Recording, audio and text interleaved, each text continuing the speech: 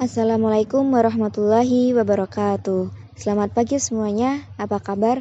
Semoga kita semua dalam keadaan sehat walafiat ya. Kami dari kelompok 6 akan mempresentasikan makalah yang berjudul Konsep dan Praktik Salat Fardu. Dengan saya, Ana Alfiana, dan dua rekan saya yaitu Diva Adeliana dan Wahyu Syahrul Ramadan. Memasuki materi yang pertama yaitu pengertian dan dasar hukum salat fardu. Salat menurut etimologi adalah doa, sedangkan menurut terminologi adalah sekumpulan ucapan dan perbuatan yang diawali dengan takbiratul ihram dan diakhiri dengan salam, dengan disertai beberapa syarat dan rukun yang sudah ditentukan. Salat wajib hukumnya bagi semua umat muslim, sebagaimana dalam Quran surat An-Nisa ayat 103 yang berarti, maka apabila kamu telah menyelesaikan salatmu, ingatlah Allah di waktu berdiri, di waktu duduk, dan di waktu berbaring. Kemudian apabila kamu telah merasa aman, maka dirikanlah salat itu sebagaimana biasa. Sesungguhnya salat itu adalah fardu yang ditentukan waktunya atas orang-orang yang beriman. Disebut salat karena ia menghubungkan seorang hamba kepada penciptanya, dan salat merupakan manifestasi penghambaan dan kebutuhan diri kepada Allah Subhanahu wa Ta'ala. Maka, salat dapat menjadi media permohonan pertolongan dalam menyingkirkan segala bentuk kesulitan yang ditemui manusia dalam perjalanan hidupnya. Baik, saya akan melanjutkan pembahasan ini. Saya akan menjelaskan tentang syarat dan rukun salat. Adapun syarat wajibnya, yaitu yang pertama Islam, balik, dan berakal. Dan syarat sahnya, yang pertama mengetahui masuknya waktu salat, yang kedua suci dari hadas kecil dan besar, yang ketiga suci badan, pakaian, dan tempat dari najis, yang keempat menutup aurat, dan yang kelima menghadap kiblat. Dan selanjutnya adapun rukun salat. Yang pertama niat, kedua berdiri bagi yang kuasa, ketiga takbiratul ihram, keempat membaca Al-Fatihah, kelima ruku dan tumaninah, keenam i'tidal dan tumaninah, ketujuh sujud dan tumaninah, kedelapan duduk di antara dua sujud dan tumaninah, yang kesembilan duduk akhir, kesepuluh membaca tahiyat, ke-11 membaca sholawat Nabi, ke-12 membaca salam, dan yang terakhir tertib. Selanjutnya waktu sholat. Yang pertama, permulaan waktu zuhur ialah condongnya matahari dari tengah-tengah langit. Yang kedua, permulaan waktu asyar ialah sejak bayangan suatu benda sama panjang dengan benda tersebut. Yang ketiga, permulaan waktu maghrib ialah dari terbenamnya matahari secara keseluruhan. Yang keempat, permulaan waktu isya ialah mulai dari terbenamnya mega yang berwarna merah atau akhir waktu maghrib. Yang kelima, permulaan waktu subuh ialah mulai dari fajar shidik. Hal-hal yang membatalkan sholat. Yang pertama, meninggalkan salah satu rukun. Kedua, meninggalkan salah satu syarat. Yang ketiga, sengaja berbicara. Yang keempat, banyak bergerak. Yang kelima, makan atau minum.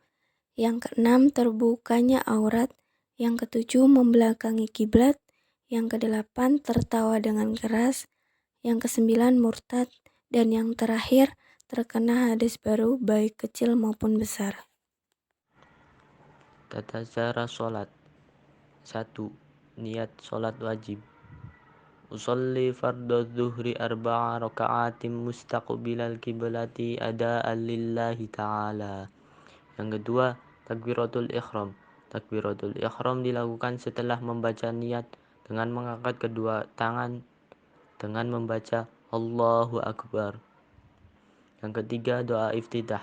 Setelah takbiratul ihram, kemudian dilanjutkan dengan membaca doa iftitah. Allahu Akbar kabira, walhamdulillahi katsira, wa subhanallahi bukratan wa asila. Inni wajjahtu wajhiya lilladzi fataras samawati wal ard hanifan musliman wa ma ana minal musyrikin. Inna salati wa nusuki wa mahyaya wa mamati lillahi rabbil alamin. La syarika lahu wa bidzalika umirtu wa ana minal muslimin. Yang keempat, membaca Al-Fatihah dan surat pendek. Yang kelima, ruku' dan i'tidal. Setelah selesai membaca surat Al-Fatihah dan surat pendek, kemudian adalah ruku'. Saat ruku', bacaan yang harus diucapkan adalah Subhana rabbiyal azimi wa bihamdi sebanyak 3 kali. Setelah itu membaca Sami Allahu liman hamidah. Bacaan tersebut diucapkan sambil mengangkat kedua tangan sejajar dengan telinga dan berdiri tegak.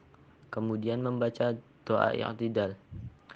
Rabbana lakal hamdu mil'us samawati wa mil'ul ardi wa mil'u ma syi'ta min syai'im ba'du.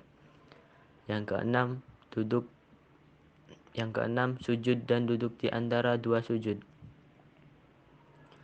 Setelah i'tidal adalah sujud. Bacaan saat sujud Subhana rabbiyal a'la wa bihamdi sebanyak 3 kali. Kemudian posisi duduk di antara dua sujud dengan membaca Rabbighfirli warhamni wajburni warfa'ni wahdini wa'afini wa'fu anni. Yang ketujuh, tasyahud awal dan akhir. Tasyahud awal dilakukan saat rakaat kedua setelah duduk di antara dua sujud.